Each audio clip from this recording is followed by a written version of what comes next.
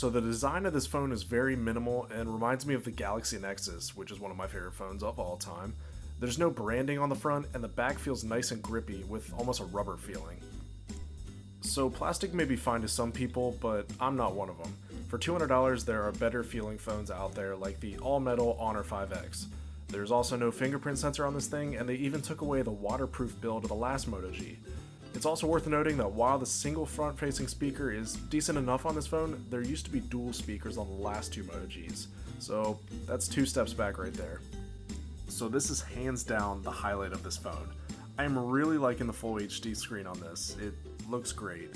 The colors are almost as vibrant as an AMOLED display, everything is razor sharp, even up close, and it gets surprisingly bright even compared to the most expensive phones out today. However, the blacks on this display just don't look very good, and the backlight pours right through when you tilt the phone to its side, leaving pretty mediocre viewing angles. This makes the black Moto display look cheap and counterproductive, as it's supposed to save battery when the phone is off. For a $200 phone, you're getting a slightly better camera than you're paying for.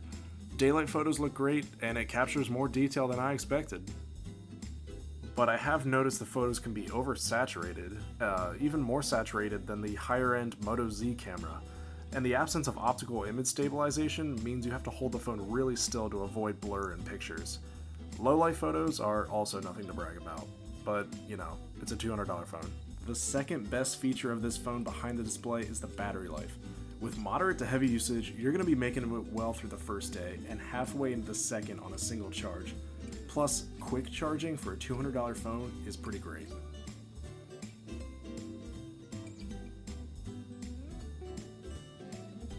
The Snapdragon 617 CPU actually runs really well on this thing, and it's easily comparable to the 2013 Nexus 5 running the Snapdragon 800, which still runs like a champ today on Marshmallow. So if you're a mobile gamer, I suggest you look elsewhere.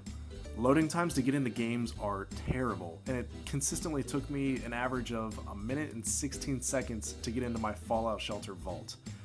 And I experienced similar results with other games loading into it.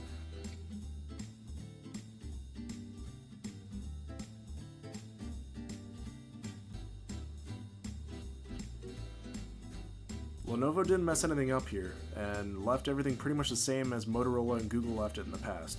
Navigation is fluid, everything is pretty much stock Android, and I'm glad they kept the gestures that we've had on Moto phones in the past. If you think stock Android is boring, then this might not be for you. There's not much in the way of system customization compared to other phones, so if you like going in and tweaking everything to exactly how you want it, you might find yourself pretty bored with this one. Also, Moto Display is kind of pointless when this phone has an IPS screen and no motion sensors like the Moto X and Moto Z have. With the Moto G4, you're settling for just a solid phone. It doesn't push any boundaries, it doesn't introduce any new features, and it even takes away a couple of the features that made the Moto G great in the past. But with the great display, the day-and-a-half battery life, and the Moto Maker customization online, you're getting one of the best $200 phones out there.